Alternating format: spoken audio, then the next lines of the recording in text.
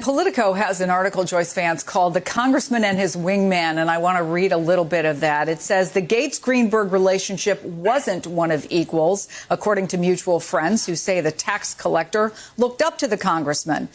A former state legislator, Gates was a regular fixture on Fox who had the president's ear. Greenberg introduced him to a handful of young women he met on Seeking Arrangement, a dating website that connects attractive women with so-called sugar daddies, friends claimed. Gates described Greenberg as a wingman to some acquaintances and even promoted him as a potential congressional candidate.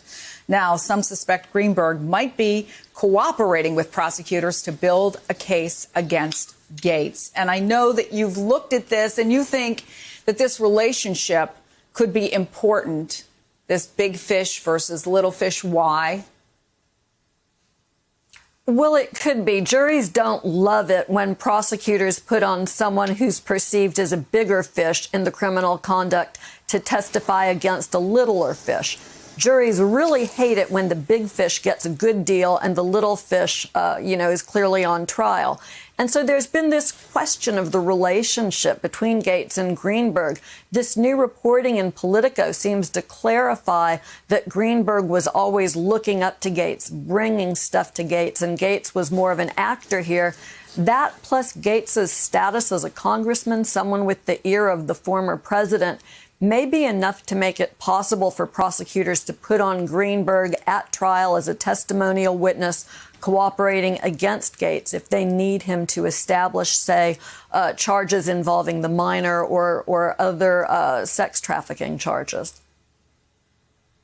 He's not hiding, as you pointed out, David Jolly. Matt Gaetz is a wordsmith. He seems to like getting into these kinds of frays, although I'm not sure DOJ is somebody he wants to get into a fray with. But he's going to be speaking to a conservative women's group at Trump's golf course in Florida later this week. So, again, getting out there, getting in front of things. Obviously, David Jolly, he thinks he can survive. What do you think?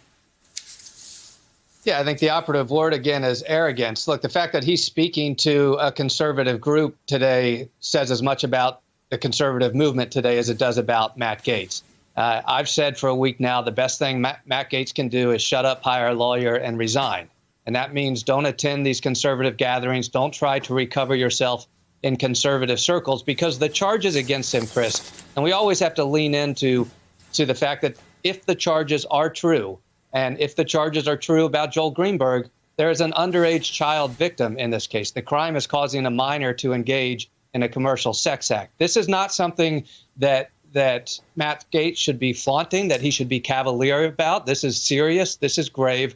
But he is ripping a page out of the Trump playbook. Again, the first response is the head fake. You're going to accuse me of this. I'm going to ask you to look over here. You're going to accuse me of something else. I'm going to parse my response so it doesn't directly address the accusation while he tries to get beyond the scandal. If there is no indictment of Matt Gaetz, he very well might survive, but he will have a primary opponent in his reelection campaign, in which is what is in a strong Republican congressional district in the Panhandle of Florida, because those candidates back home are already swirling and looking to run either against Matt Gaetz in a primary or run for Congress should he not make it through this term.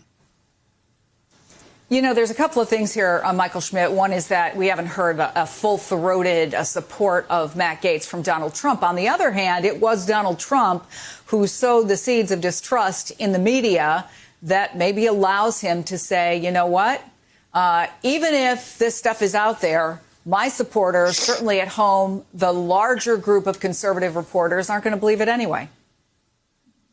Yeah, I mean, the interesting thing about the people around the president, his allies, is that they often try and respond in ways that Trump would have. They try and use the Trump playbook.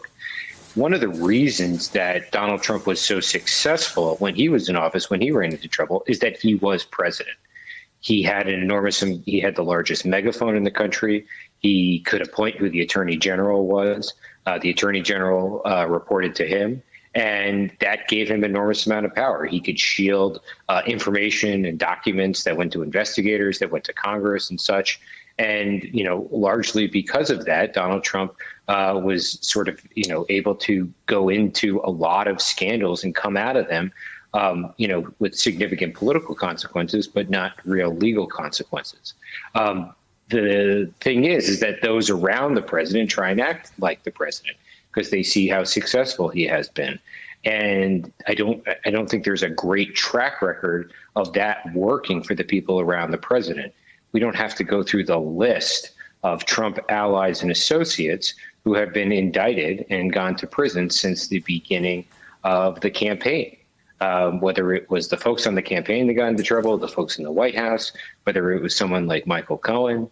If you are standing around Donald Trump, you are a target in the sense that your conduct will be scrutinized. It's just sort of a fact of what's gone on over the past 5 years. Hey, thanks for watching our YouTube channel. You should know that you can follow today's top stories and breaking news and catch up on your favorite MSNBC shows all in one place.